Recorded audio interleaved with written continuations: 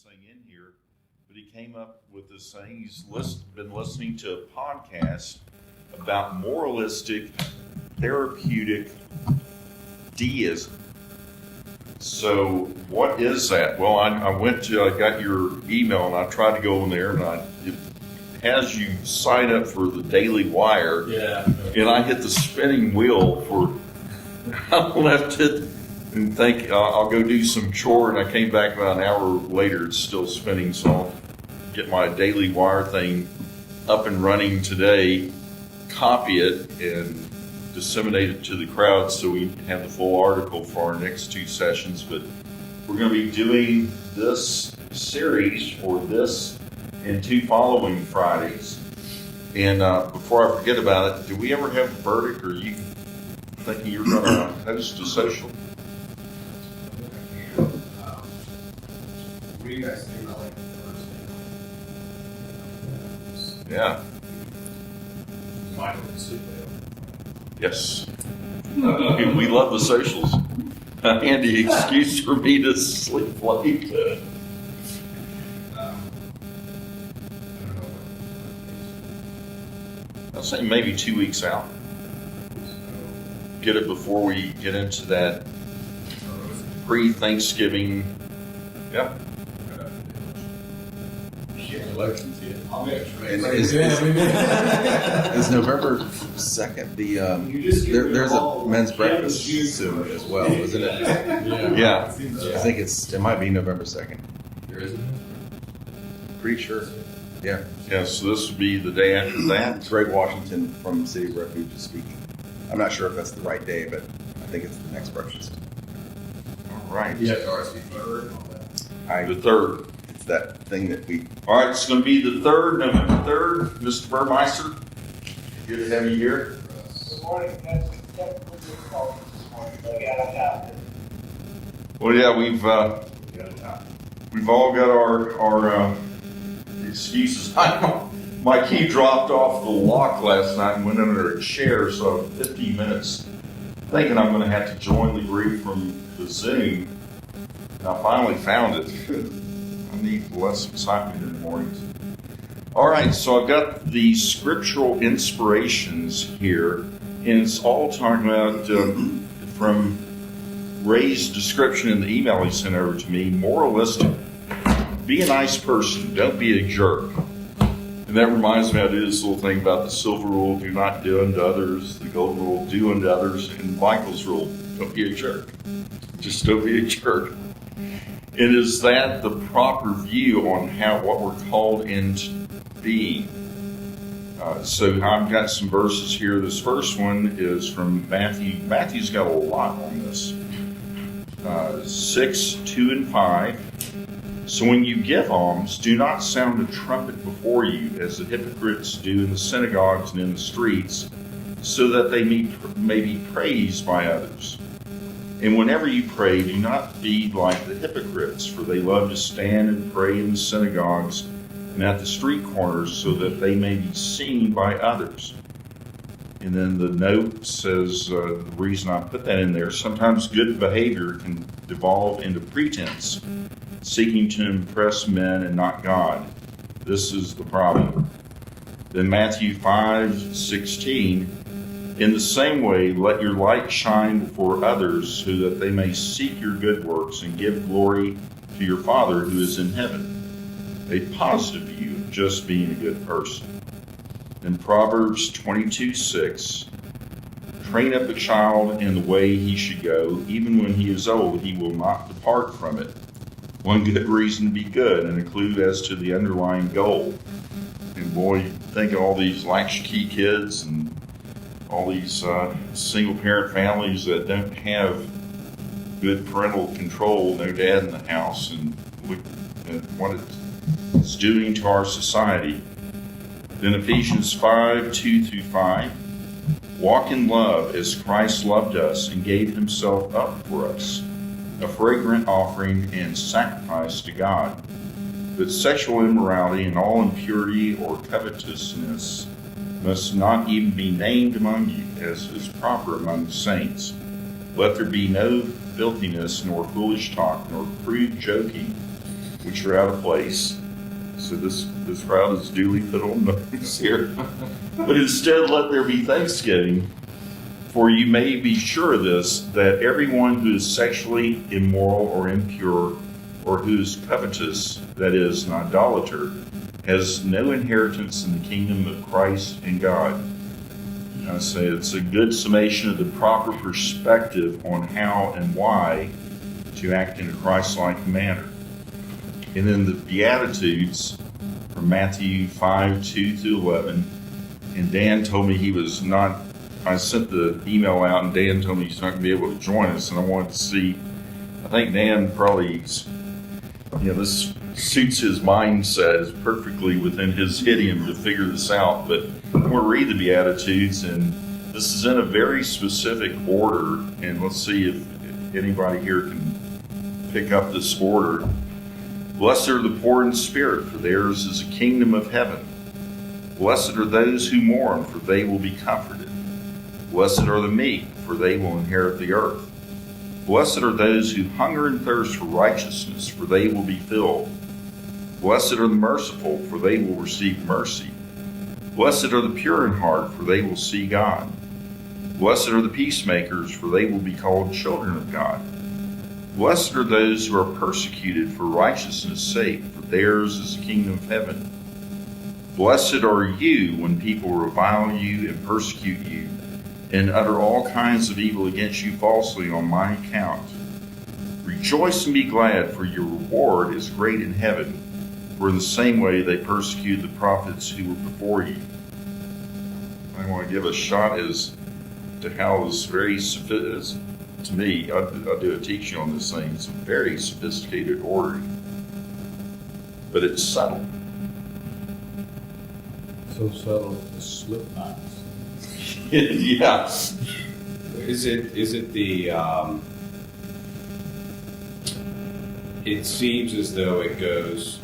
My words is going to be right. Like less righteous to more righteous. Poor in spirit, only the peacemaker. And the reward gets less as you go up the scale until you go back to persecuted, and the reward gets greater again. It seems like it's like this. More pure, so they got lesser the reward from It's kingdom close. of heaven to sort of top. It's close. All right, good. Horseshoe hand grenades. You're going to pass the class, okay? If it's a pass fail. You can leave that. And there was the curve. The key to this, and I'll give you a hint, is you start out with the poor in spirit. They're so disconnected they can't even help themselves. And you end up with, blessed are you when people revile you and persecute you and utter all kinds of evil against you falsely. Who does that sound like? Christ. So you go from not being able to help yourself to being Christ-like. But when I go through and take each step, people sometimes struggle to say, well, I don't see the difference in these two. It's very subtle, but you go from being a basket case to being Christ-like. So the ordering here is one of deeper and greater degrees of service to others. It's a spectrum of the archetypal Christian life. And I ask people, where are you on this scale? Where are you in terms of giving service to others? And you say, well, sometimes I'm here, sometimes I slip back to there, sometimes I have my good moments and I get over here. And that's been the most common response, is that people have varying degrees. They change throughout life. And that's going to be a good basis for discussing these things. The question here is being a good person, just going about not being a jerk, not messing with people, is that enough? Or are we called to do something other, something else? And if we are called to do something else, what might that be? So I'll start off with our first conversation starter. What do you think moralism means? Candidly, do you ever find yourself acting like a pietist? And I have a big, people sometimes look at my lifestyle and will nitpick here and there. I know a lot of folks who are, you know, their great knowledge of Christianity is whatever I do wrong. They know that's not Christian. And they're quick to identify that. But I don't believe in pietism. I think a lot of people are like the Pharisees. They put on a show. I like being authentic. In my ministry, I'll go out to a bar and have a drink. And who is it? Somebody on my usher team, Wes Davison, walks into $3 Cafe and he goes, "Beer." I said, "Yes, Wes, you've identified that properly." And sometimes my language may be a little ribald, but when you want to seek counseling from somebody, from a minister, do you want some goody two-shoes who puts on display that they've never sinned, or do you want somebody that's can kind of identify with what you're going through? So what do you think of moralism, the thing we're discussing first?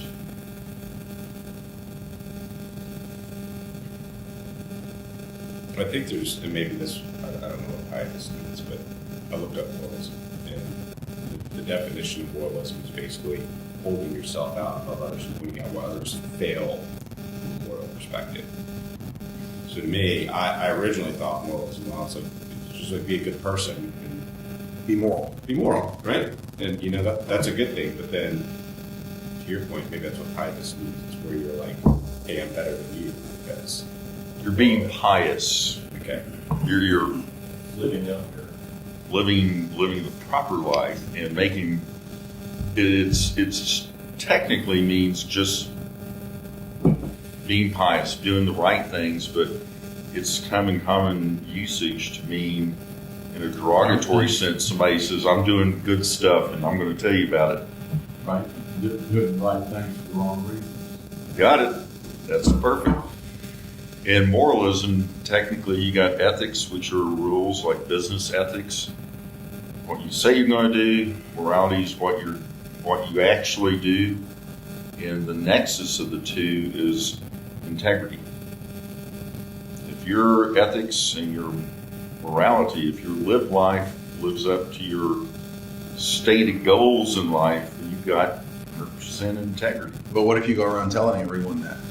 That sort of eats away at it. So that's the core of what we're going to do here. Just reminiscent of a terrible old joke, as I can remember as a kid. I think it was from Red Skelton, where he's telling his father is lecturing him out there. Do not go to the burlesque show. Do not go to this. Finally, I slipped in and went. I found out why he didn't want me to go. He was on the front row. It reminds me of the first time I taught at Family Ties. I ran into one of my usher team guys at All American Liquor Store. Of course, I was buying a bottle of red wine to recreate the miracle of Cana. I wasn't there for any liquor. So you said. Well, the guy goes up and introduces me. He says, "Michael's just here from seminary up at Duke, and I ran into him at the liquor store." That was my introduction to the Sunday school class. And after the class president, who owned another liquor store, said, "Why weren't you at my place?" Definitely not a Baptist church. Oh, no, that's not true. Well, if we had been Baptists, we would not have acknowledged knowing each other. Yeah, it's, Baptist goes into the liquor store and comes out, and one of his friends goes and says, "No, I saw you go in there." And he said, "But that doesn't matter. God sees you every time." He said, "Yeah, God's no blabbermouth." How do you keep a Baptist from drinking beer on a fishing trip? Take another bath. Take another Baptist. That's like all these jokes. You Baptists, I've heard. You've heard all. All right, Ty? You can be good and live a moralistic, proper life without involving the heart. I have a copy of the sermon that I've said in 1974. Bishop Edward Jones' title of the sermon was "Being Good is Not Enough." Best I can remember is in the heart. You got to engage the heart in the reasons you do. do good in this world. So, I think it would be good without involving the heart. Yeah, so my next conversation starter is, but wouldn't it be a big improvement if we were all simply nice to one another? And there's some, I gotta go down there if I'm ever in Austin, Texas, there's some restaurant on a lot of websites, they have this clickbait where it says the funniest signs out there. And I can't recall the name of the restaurant, but it's a Tex-Mex place, and they're noted for putting these clever sayings up there. And the last one was, what if we didn't have a president and everybody just acted nice? So wouldn't the world be greatly improved, even if, to Ty's point, if it did not involve the heart, that we were just considerate of one another? Everybody's version of nice is different.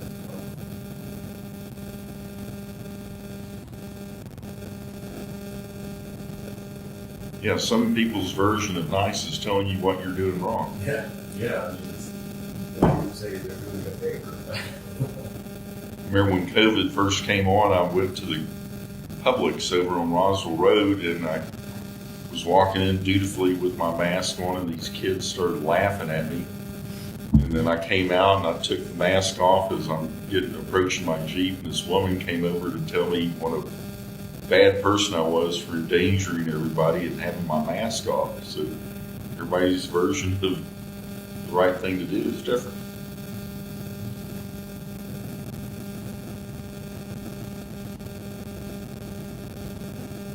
Any other thoughts?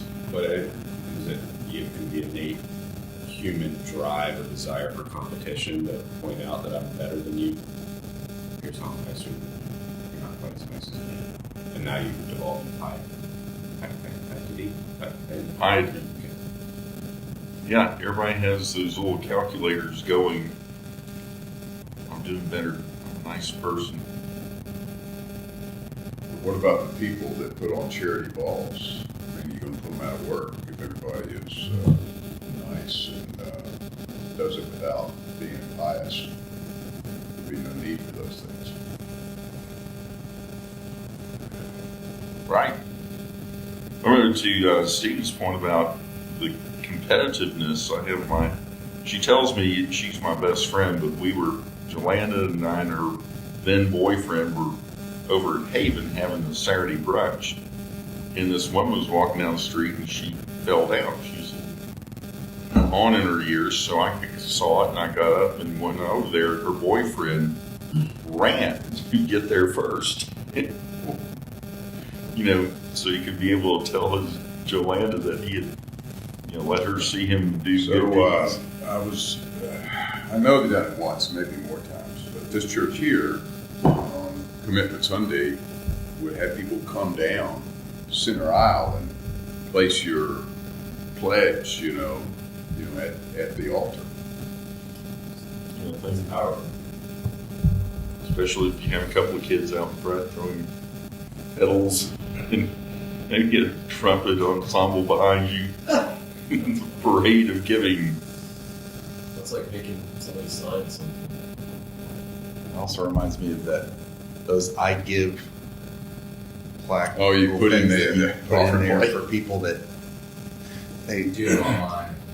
No, I'm talking about the things in the that you put in the plates. Because you gave online, but you want to share. Right, yeah, but you want, because when the pay passes you, your neighbors are going to think you don't give anything, and oh my goodness. So I just thought that was always very strange to me. Yeah, but it talks to human nature. Yeah, and competitive. When you said that, I also think we comparing ourselves to others is that's the same place that if you do that, eventually you're gonna lose. The Bible says you've already got your reward. Right. You want to expound on that, Chris? Not really, but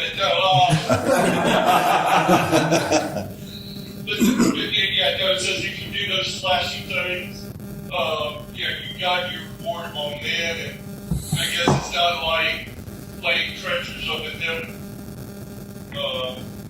Yeah, there's also the verse about not letting your left hand know what your right hand's doing.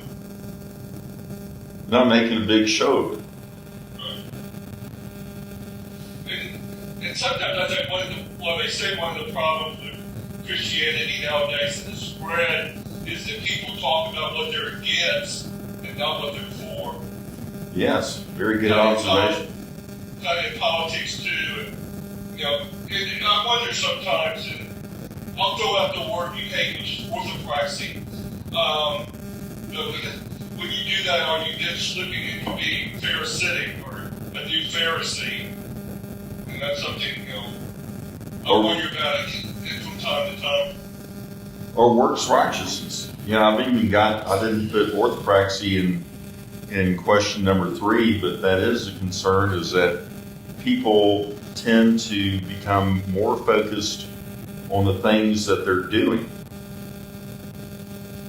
I remember back in architecture school, our professor had a fire in his office and the sprinklers went off, and you can imagine back in that day with before CAD that all those paper drawings had gotten soaked, and he needed quickly to go there and have these drawings spread out so that they could dry and not be ruined.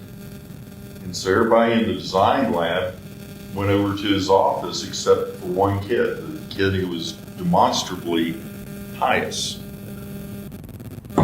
He wasn't going to, he was doing what was needed to further his interest instead of going and helping the professor out. And I guess I was just thinking, for people who have kids heading off to college, one of the things they look at now in college admissions is all the charity work or philanthropic work you've done, that you're not going to get in if you haven't worked for a bunch of different charities. And is that forcing you to do good works, kind of, again, as Ty said, maybe against your heart. Your heart's not in it, you're doing it to Fred?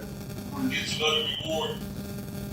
It actually happened when I was in high school. They required you to do 40 hours of community service to graduate. And That's what the judge said. Oh, was that in the Marine Corps?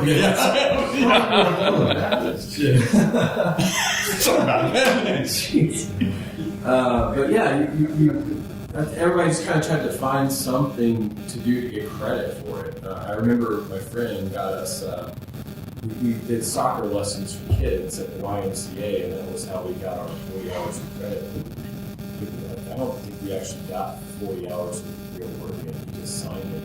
It was maybe got 20 or 25, but it wasn't from the heart necessarily. It's kind of it's a Yeah. tick mark. It becomes a tick mark. And what do the parents say to the kids? I don't want to do that. It'll look good on your resume. Yeah. Well, I mean, just counterpoint to that, what kid's going to freely go give of themselves, right? My kids wouldn't go to school if I didn't make them. Right. And so, like, is there, yes, it's a tick mark, you got to do it, but it's like, well, you got to go to Sunday school too. Yeah. Until such point where they can start making decisions for themselves. Yeah. I don't know. I think that I'm involved in this Horizons program at the school, and these kids volunteering for that at a pretty young age. So I think that there are some kids that would do it, but not the majority. And I do think you have to have the example, maybe to help set those kids' parents. I mean, if you're 12 years old, but you may or may not be inclined to do that, but if your parents make you, then at least you're exposed to it. I mean, it's a whole different thing if it's a child, I think, because you've got to at least expose your children to things, even if they don't want to, because they might later. Yeah. Whereas as an adult, that might be different. So I think it waters down the application. There might be some kids that are being taught that, and it is a superlative, so to speak. Yeah. A lot of them are having it just because. Right, but then another thought, because I'm always thinking about the argument of the other side is, but if you're, as an adult, if you're doing this thing where you're going to coach, someone might be benefiting from that. The kids that wouldn't have a coach or maybe underprivileged, at least someone's benefiting from it, even though you're doing it because The wrong reason. Yeah, yeah. Well, Someone I else think, might be benefiting. In the same vein, is I think great day of service. I think it's we've always taken it hard. Right. It does make us try to get her to do something, and us ourselves. Yeah. How's it working? How's it going? Is she, She goes from we go. I mean, we haven't done it says now she volunteers on her own. all the time. Tell you, I remember when my father was about 11, 12 years old, I was cutting out grass with a push mower, two-sided push mower, and he said, when you get through, go next door and cut the neighbor's grass. I said, can't do that, they're lazy. Don't cut the neighbor's grass, they were overcome. I still remember that, I'm out cutting the grass. Do you still mow grass for old people? Yeah, but I can't, I'm looking for somebody older than me, okay? When you say push mower, No, it was two-sided. I've got a gas powered. You still have to push it, but it's a gas powered blade. when ours went out, Oh, I had my one of those stepfather too. would Using a push the side mower. Yeah, I've done that. If you think about that requirement, though, on college applications, it goes back to the competition aspect. Is that I don't know this for a fact, but it probably started where colleges had two kids that were equal in all measure. One had done a bunch of community service, one didn't. That kid got admitted, and then all of a sudden it's like, ooh, well, we better do that, and then it just flowed all the way through. Right? It's that innate competitive nature in humans. Yeah. Doing the right thing for the wrong reason. I think academically, it's trying. And I'm on the board for Georgia College, and it is a requirement for those students to do that. And that they can't graduate without doing that. And I think part of it is the liberal arts and the well-rounded. Supposedly, that shows that you're a well-rounded person. So conversation starter number 3, and I didn't put any scripture here, but because it's Galatians 3, the entire chapter there. We don't want to fall into works righteousness, where you think you're going to earn your way into heaven, especially as it forgets the role of Christ. What do you think of this particular danger of looking at good acts as a way of earning your way to heaven?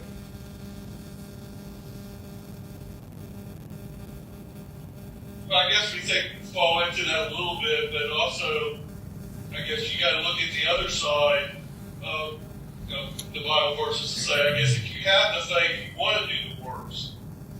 So, James.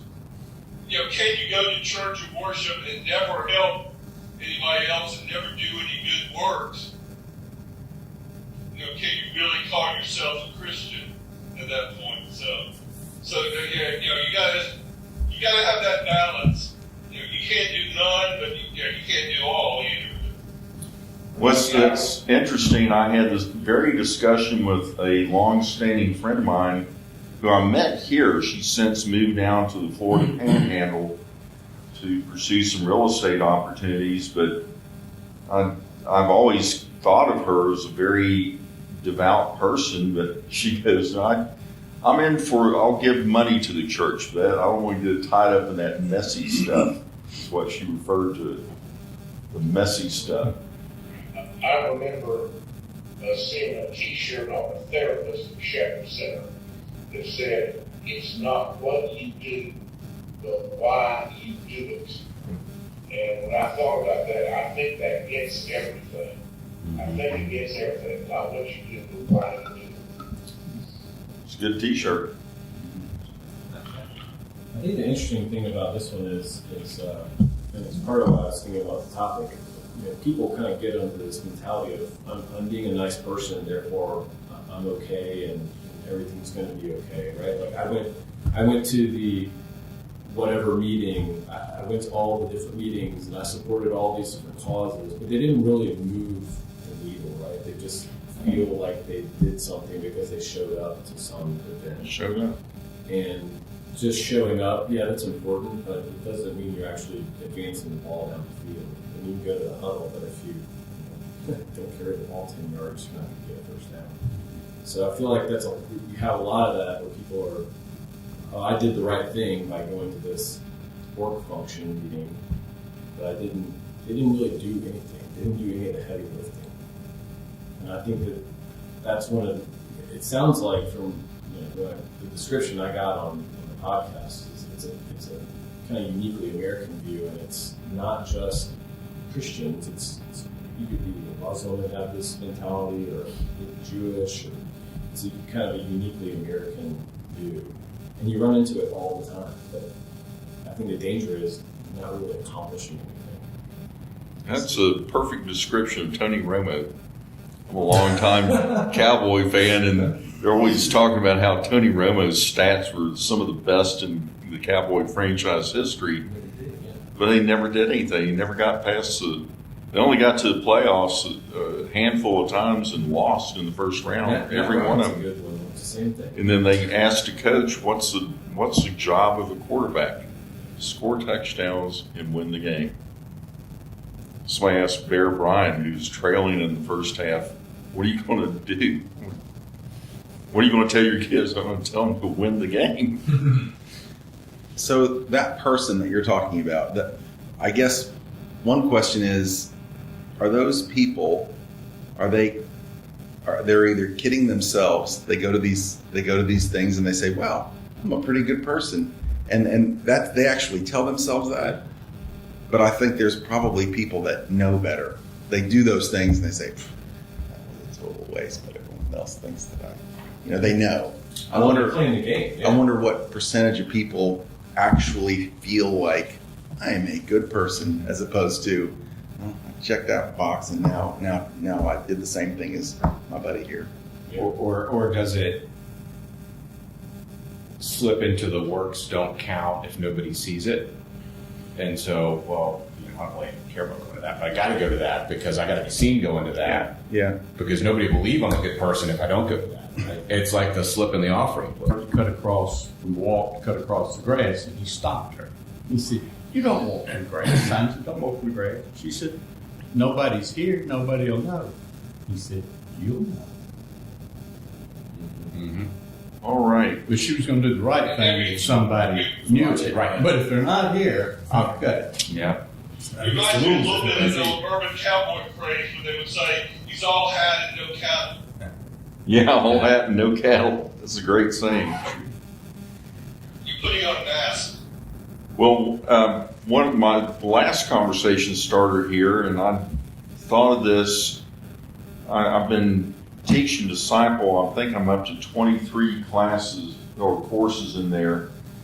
And every time I do Disciple 1, one of the biggest questions is somebody will say, "Well, I know so-and-so who's..." This is funny. I haven't got to the joke part. Talking about being pious. Yeah.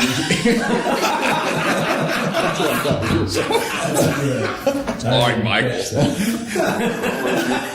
If you're looking to find it.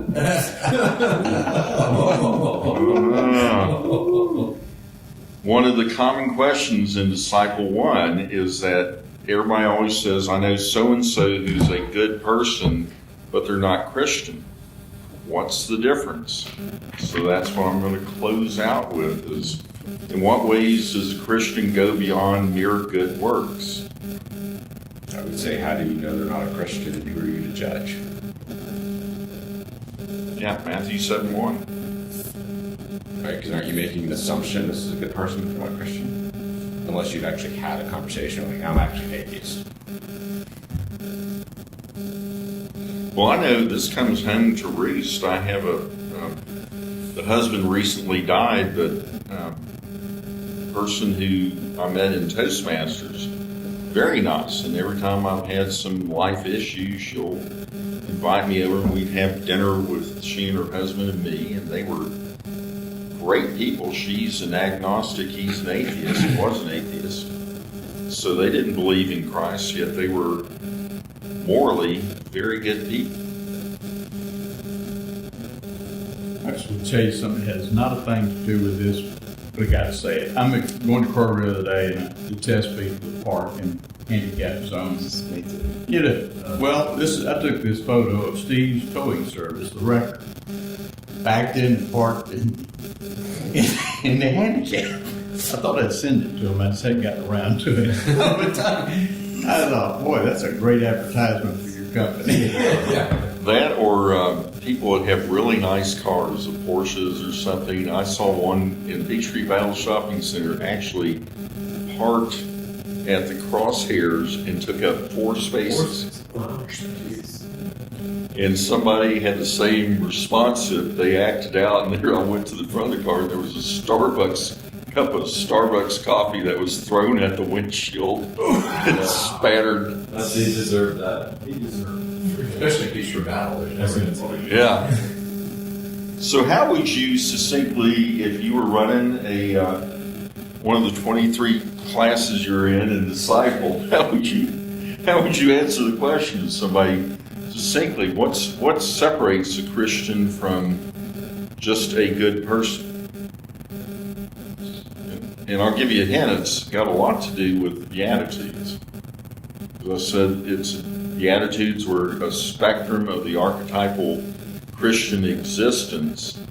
And what is common to the Beatitudes?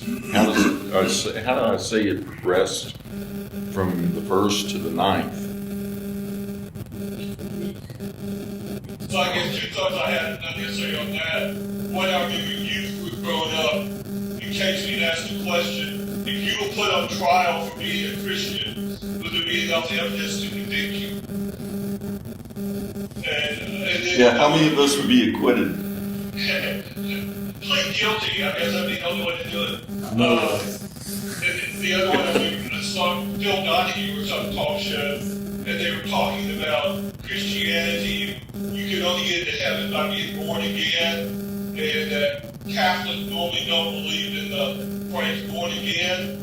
And the person raised up and says, listen, if Mother Teresa's not getting into heaven, the rest of us are in a whole lot of trouble. So, good works got to play in there somewhere.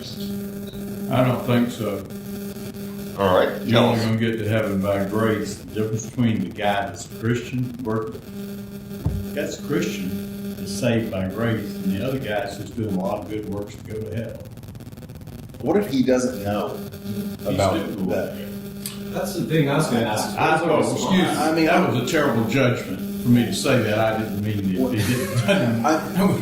When I was little, I used to think about the people that are not aware of Christ or faith or religion. Doesn't God give grace to them? Yeah, I think that God you're responsible for the grace you're given, for the light you're given. Yeah, that's what. Yeah. But you had said something at the very first, I think, if you could expound on that, regarding the Beatitudes.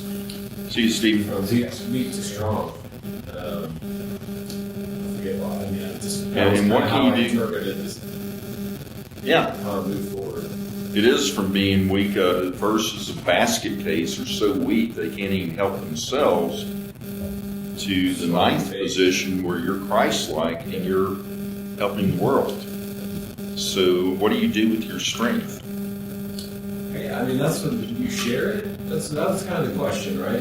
What do you do when you meet these people that are moralistic and you're having a dialogue with them and they're not actively, they may even say that they're Christians, but they're not actively participating in the faith. So what do you share with them? How do you share with them? Yeah.